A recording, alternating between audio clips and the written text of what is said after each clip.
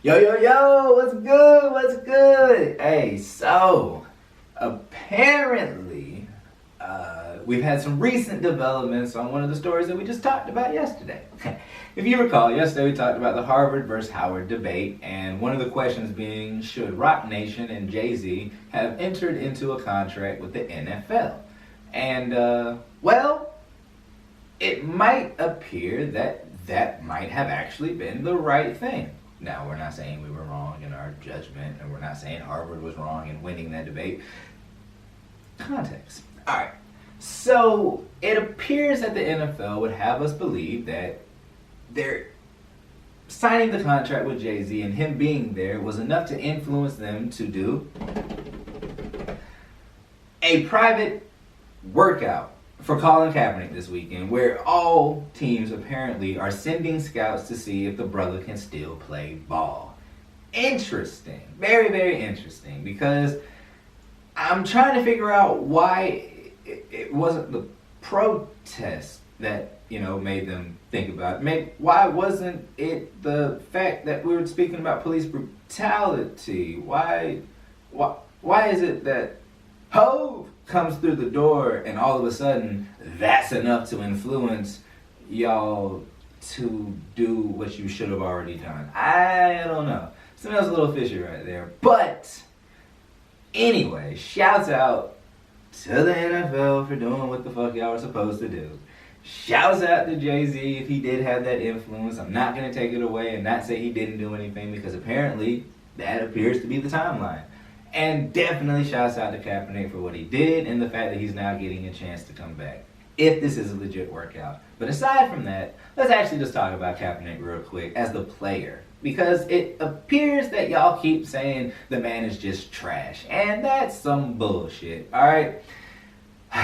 Okay, the last season that he played, we'll just use the 2016 season. Now, yes, they were 1-10. The team was horrible. The team was actually dysfunctional. There was an implosion. People rarely ever talk about everything else that happened. Alright. The fact that there's a new GM now, a new head coach with all new personnel, half of that defense that was, decent, prolific, like the Patrick Willis and all of them, they all pretty much retired, and my boy got hurt. Alright, it was a hell of a season. There was a lot of stuff that had happened.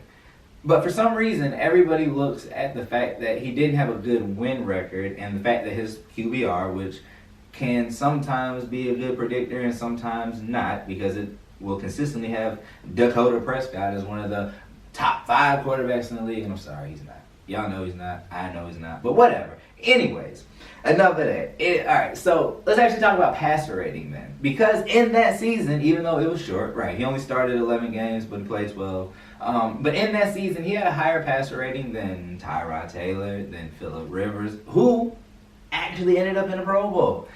Carson Wentz, Flacco, Newton, and these are people who are still playing, still consistently getting jobs. Well, actually haven't even left their teams.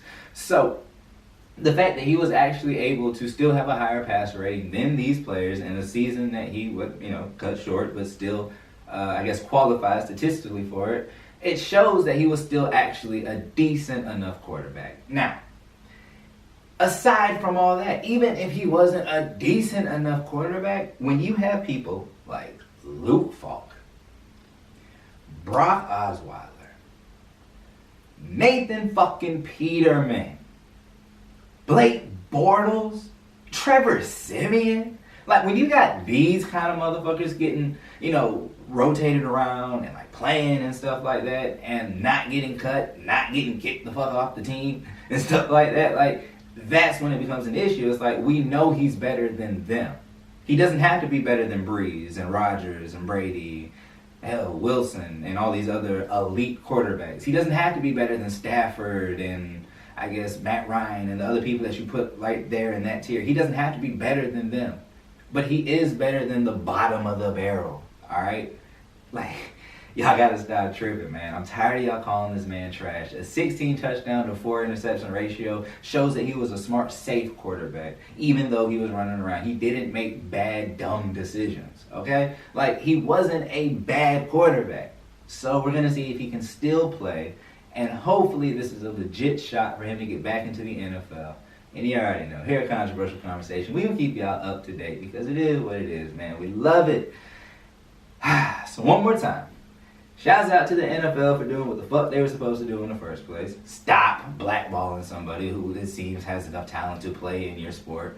2, shouts out to Jay-Z because it appears that the influence from your Roc Nation deal had some sway over allowing Colin Kapernick to get this tremendous opportunity again. And 3, shouts out to Kaepernick, for standing up for what he did, or kneeling, however you prefer, and getting another opportunity to do what it is that he's always wanted to do. Shouts out to the whole situation. I know it was a long time coming, and I know y'all think that we forgot about the police brutality. Nah, we still gonna talk about that, because that is still the #1 issue right now. The fact that people are getting slayed in the streets, not just black folks, but white folks, all kinds of people are just getting shot because these police need to be held accountable, y'all. And that's the bottom line. No, I'm just kidding. But anyways, man, like I said, shouts out to everybody that was a part of this, and hopefully this actually turns out to be a great, feel-good kind of thing, and with a happy ending. Who knows? But we'll find out.